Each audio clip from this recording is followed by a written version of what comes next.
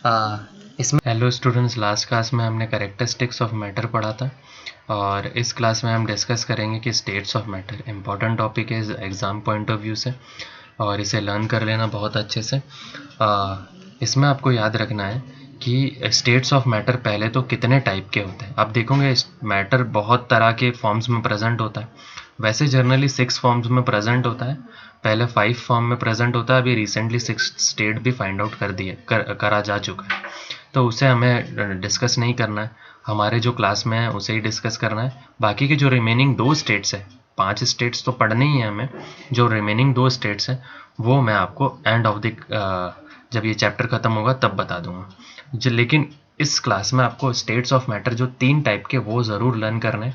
पहला states of matter है इसमें सॉलिड। मैंने कुछ सॉलिड्स के एग्जांपल दे के बता रखे हैं आपको।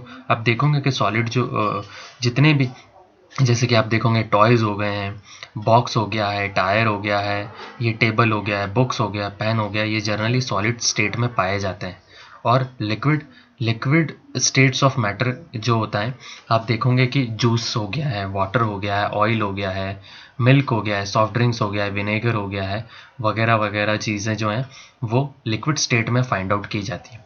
अगला जो है गैसियस स्टेट ऐसा स्टेट होता है जिसके अंदर, आप मैं पहले एग्जांपल बता देता हूँ, फिर इसका बाइफिकेशन आपको बाद में बताऊंगा अलग से। Oxygen, carbon dioxide, tear gas, helium, smog और स्टीम, ये सारे जो है गैसियस स्टेट्स के एग्जांपल हैं। अब बात करते हैं, डिटेल में हमें डिस्कस करना है कि सॉलिड स्टेट जो होता है वो सॉलिड स्टेट्स जो होता है वो किस फॉर्म में होता है, हमें कैसे उसे लर्न करें और कैसे उसके बारे में जानें। तो पहला होता है कि सॉलिड स्टेट जो होता है उसका एक डेफिनेट शेप होता है, फिक्स शेप होता है। आप देखोगे कि अगर आप बॉक्स को देखोगे तो बॉक्स जो होता है उसका खुद का एक परफेक्ट शेप होता है, उसका बॉक्स का एक साइज़ होता है और उसकी खुद की एक बाउंड्री होती है और उसकी एक परफेक्ट वॉल्यूम होती है। जिस जगह पे आप रखते हो वो अपनी एक जगह घेर लेता है। तो ये सॉलिड का एक एग्जांपल लेके मैंने आपको पहला पॉइंट समझाया है। दूसरा जो है कि सॉलिड की जो होती है नेग्लेक्जिबल कॉम्प्रेसिबिलिटी होती है। कॉम्प्रेसिबिलिटी का मतलब होता है कि दबाना, आप जितना दबाओगे उसे तो उसे दबाना मुश्किल होता है, ना के बराबर। नेग्लेक्जिबल का मतलब होता है ना के बराबर उसे दबाया जा सकता है किसी भी सॉलिड स्टेट को। आप आयरन की रॉड ले लीजिए, क्या आप उसे दबा सकते हैं? दबाने के लिए बहुत ज़्यादा प्रेशर की ज़रूरत होगी।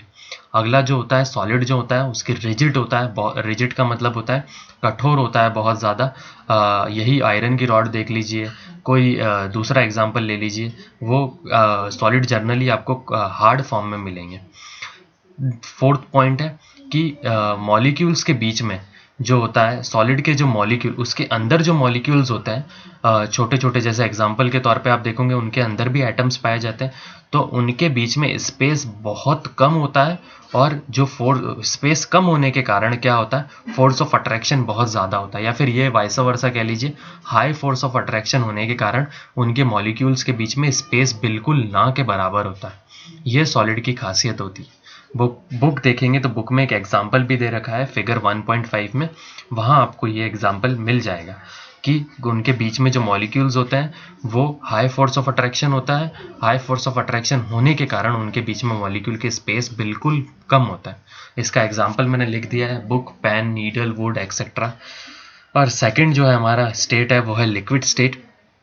ये ऐसा स्टेट होता है जिसका शेप जो होता है वो फिक्स नहीं होता। आप देखोगे कि लिक्विड जो होगा आप जिस भी चीज़ में डालोगे वो उसका शेप जो होगा वो ले लेगा, और लेकिन इसका एक वॉल्यूम होता है लिक्विड का, फिक्स्ड वॉल्यूम में वो जिस वॉल्यूम में आप डालोगे वो उस वॉल्यूम में चेंज कर अपना शेप जो होता है वो चेंज कर लेता है और जगह ऑक्यूपाइड कर लेता है। फिर सेकंड पॉइंट है इसके अंदर कि लिक्विड जो होता है वो फ्लो करता है इजीली। आप देखोगे कि फ्लोई नेचर का होता है लिक्विड, और इसी वजह से लिक्विड को हम रिजिड नहीं कह के फ्लूइड कहते हैं। जितने भी लिक्विड होते हैं वो फ्लूइड कहलाते हैं। फ्लूइड इसलिए कहलाते हैं क्योंकि फ्लो कर सकते हैं इस वजह से। और लिक्विड का जो फोर्स ऑफ अट्रैक्शन जो होता है कम होता है सॉलिड के कंपेयर में। और लास्ट पॉइंट है इसका, कम होने के कारण क्या होता है कि इनके बीच में, मॉलिक्यूल के बीच में थोड़ी सी दूरी होती है, तो इसलिए मैंने लिखा high intermolecular space as compared to solid.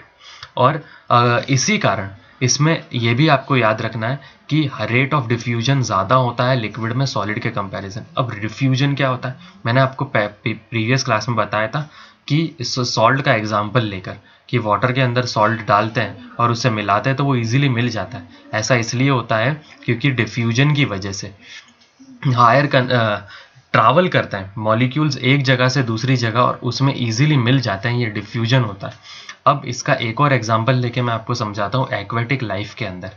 Aquatic life के अंदर कैसे, जैसे कि फिशेस को भी ऑक्सीजन की ज़रूरत होती है। आप जानते होंगे कि वो ऑक्सीजन लेकर सरवाइव करती है और बदले में कार्बन डाइऑक्साइड लेती है। तो ये ऑक्सीजन उन्हें मिलती कहाँ से, ये ऑक्सीजन जो होती है एटमॉस्फेयर से वाटर के अंदर आती है। वाटर के अंदर इसलिए मिल जाती है क्योंकि वाटर का रेट ऑफ डिफ्यूजन जो होता है वो ज़्यादा होता है और वो ऑक्सीजन उसके अंदर मिल जाती है, जिससे वो ऑक्सीजन फिशेस को मिल सके। और फिशेस जो होती है बदले में क्या करती है, कार्बन डाइऑक्साइड रिलीज करती है और ये कार्बन डाइऑक्साइड वाटर के अंदर आने के बाद वापस एटमॉस्फेयर में ईजिली आ जाती है। तो ये आपको याद रखना है, ये डिफ्यूजन का कॉन्सेप्ट है। अगला जो है थर्ड जो है हमारा स्टेट है वो है गैसियस स्टेट। ये ऐसा स्टेट है जिसका ना तो कोई शेप होता है, ना कोई साइज होता है और ना ही वॉल्यूम होता है। इसी वजह से इनके मॉलिक्यूल्स जो होते हैं बहुत दूर दूर होते हैं और दूर होने के कारण ये जो होते हैं ईजिली फ्लो कर सकते हैं। अगर आप जर्नली देखोगे गर्म खाना जो है किचन में बन रहा है तो वो एक किचन से एक रूम में इजीली ट्रैवल कर लेता है और हमें उसकी स्मेल आ जाती है। ऐसा इसलिए होता है क्योंकि गैस जो होता है गैस जो होती है गैसियस स्टेट होता है वो इजीली फ्लो करता है एक जगह से दूसरी जगह। अगरबत्ती को भी आप देखोगे कि अगर रूम में एक जगह पर रखा है तो एक जगह से दूसरी जगह फ्लो करके हमें उसकी स्मेल आ जाती है। अगला जो है इसका कॉम्प्रेसिबिलिटी जो होती है वो बहुत ज़्यादा होती है। सॉलिड के अंदर हमने पढ़ा था कि कॉम्प्रेसिबिलिटी बिल्कुल कम होती है, जबकि गैसेस के अंदर कॉम्प्रेसिबिलिटी हाई होने के कारण ये क्या होता है, हम एलपीजी और सीएनजी का यूज़ कर सकते हैं। अब ये कैसे, गैसेस जो लिक्विड स्टेट की जो गैस होती है उसे हम क्या करते हैं, गैस को क्या करते हैं, नेचुरल गैस को बहुत हाई प्रेशर पे उसे कंप्रेस करके एक सिलेंडर में भर देते हैं और उसे हम फिर फर्दर यूज़ करते हैं as a source of energy. LPG आप देखोगे घरों में जो सिलेंडर्स होते हैं और सीएनजी जो होती है कार्स के अंदर यूज़ होती है। तो आपको कमेंट सेक्शन में इन दोनों के मुझे फुल फॉर्म लिख कर बताने। अगला जो है कि ये जो है प्रेशर वॉल पर ज़्यादा क्रिएट करता है। गैसेस के मॉलिक्यूल दूर दूर होने के कारण अगर मान लो एक बॉक्स के अंदर गैस भरा हुआ है तो उस गैसेस जो होते हैं दूर जाने की कोशिश करते हैं और उस वॉल से उस कंटेनर से बाहर निकलने की कोशिश करते हैं। इस वजह से वो वॉल की जो कंटेनर की वॉल होती है उस पर प्रेशर एग्जिट करता है, ये याद रखना है आपको। अगला जो है कि इसका फोर्स ऑफ अट्रैक्शन कैसा होगा, सॉलिड के अंदर बहुत ज़्यादा था तो लिक्विड के अंदर कम और गैस के अंदर तो बिल्कुल ही कम और ना के बराबर, यानी negligible force of attraction as compared to solid and liquid. और इसका रेट ऑफ डिफ्यूजन बहुत ज़्यादा होगा सॉलिड और गैस के कंपैरिजन में, इजीली ट्रैवल करेगा एक जगह से दूसरी जगह पे। जैसे बलून के अंदर बलून फटेगा तो क्या होगा, उसका अंदर से गैसेस बाहर निकलेगी, इसलिए डिफ्यूजन रेट ज़्यादा होता है। डिफ्यूजन रेट ज़्यादा होने के कारण intermolecular force of attraction force of attraction ज़्यादा है, बिल्कुल ना के बराबर है। तो इनके बीच में दूरी कितनी होगी, बहुत ज़्यादा दूरी होगी इनका, very high intermolecular space compare to solid और लिक्विड। ये मैंने कुछ इसके एग्जांपल लिख लिए और लास्ट में एक ओवरव्यू बना लिया है मैंने यहाँ पर, जिससे आप इजीली लर्न कर सको। कभी भी इसका क्वेश्चन आ जाए डिफरेंस बिटवीन या comparison between solid liquid gas, तो आपको ये चार्ट बना के कुछ इस टाइप से लर्न कर लीजिएगा और 5 से 6 पॉइंट लिखिएगा विद एग्जाम्पल लिखना ज़रूरी है। अगला हमारा टॉपिक है वो है बॉइलिंग ऑफ आइस। देखोगे आप कि अगर आइस को अगर हम गर्म करते हैं तो वो किस में चेंज हो जाएगी, लिक्विड के अंदर। तो ये क्यों चेंज होती है, क्योंकि उनके मॉलिक्यूल जब आप हीट दोगे सॉलिड के पार्टिकल्स को तो क्या होगा, वो मॉलिक्यूल्स जो होंगे वो काइनेटिक एनर्जी अटेंड करेंगे। ये काइनेटिक एनर्जी जो होगी पार्टिकल्स की इंक्रीज होने के कारण क्या होगा, वो मॉलिक्यूल्स वाइब्रेट होने लगेंगे, मतलब दूर जाने की कोशिश करेंगे, और दूर जाने के कारण क्या होगा, वो स्पीड दूर जाने की कोशिश करेंगे। तो आप जानते हो कि सॉलिड के पार्टिकल्स पास पास होते हैं तो लिक्विड के थोड़े से दूर होते हैं। ये हीट मिलने के कारण काइनेटिक एनर्जी मिल रही है, काइनेटिक एनर्जी मिलने के कारण पार्टिकल्स दूर जा रहे हैं, और वो किस स्टेट में आ जाएंगे, थोड़े से दूर जाने के कारण वो लिक्विड स्टेट में कन्वर्ट हो जाएंगे। तो यही डेफिनेशन आपको, ये तो मैंने समझाया है, और लास्ट में जो ये बोल्ड करके डेफिनेशन लिखी है ये आपके लिए बहुत इंपॉर्टेंट है कि ये मेल्टिंग पॉइंट की डेफिनेशन है। ये वो मिनिमम टेम्परेचर है जिस पे लिक्विड जो होता है वो किस में चेंज हो रहा है, सॉलिड जो हो रहा है वो किस में, लिक्विड में चेंज होना जो होता है वो मेल्टिंग पॉइंट कहलाता है। The minimum temperature at which solid starts melt to become liquid at its atmospheric pressure is called as, और it's known as melting point. और ये मेल्टिंग पॉइंट आइस की काउंट करी गई तो कितनी आती है, ये आइस के लिए आती है 0 डिग्री सेल्सियस। आप जानते होंगे कि 0 डिग्री सेल्सियस, जैसे मान लो आइस जो होता है वो -4 डिग्री सेल्सियस पे है, अगर आप फ्रिज में रखा है, उसे आप बाहर लेकर आओगे तो जैसे ही उसे क्या -4 से -3 टेम्परेचर मिलेगा, -3 से -2 -1, और जैसे ही 0 डिग्री में लेगा तो वो चेंज हो जाएगा किसके अंदर, लिक्विड के अंदर चेंज हो जाएगा। यहाँ मैंने एटमॉस्फेरिक प्रेशर लिखा है।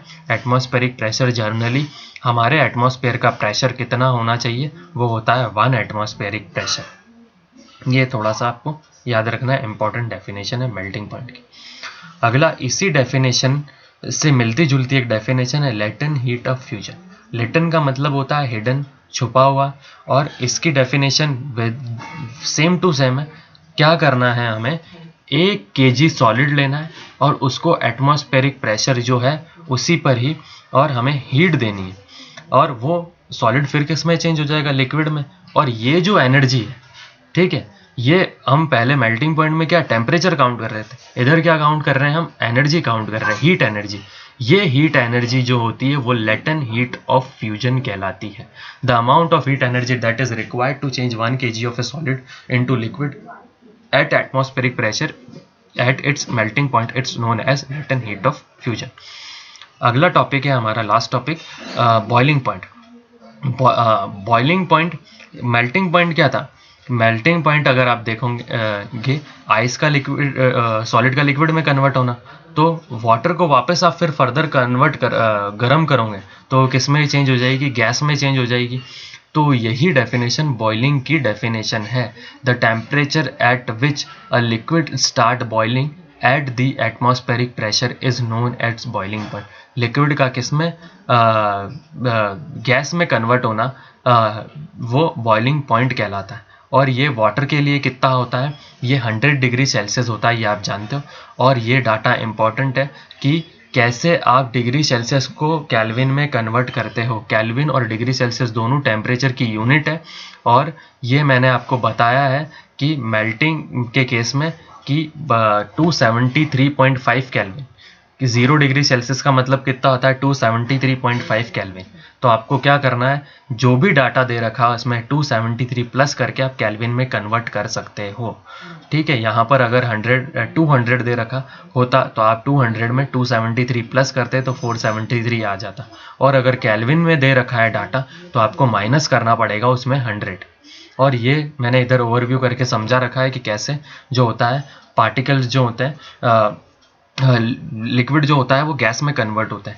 जब वाटर के मॉलिक्यूल्स को हीट मिलती है तो क्या होंगे, पार्टिकल्स काइनेटिक एनर्जी गेन करेंगे, वाइब्रेट होंगे और दूर जाने की कोशिश करेंगे। और जितना दूर होंगे, तो आप जानते हो कि गैस के पार्टिकल दूर होते हैं और उनके बीच में फोर्स और अट्रैक्शन जो होता है वो ना के बराबर होता है। इस वजह से वो गैस में कन्वर्ट हो जाते हैं। और यही पूरा कॉन्सेप्ट जो है वो है बॉइलिंग का कॉन्सेप्ट। Okay, thank you.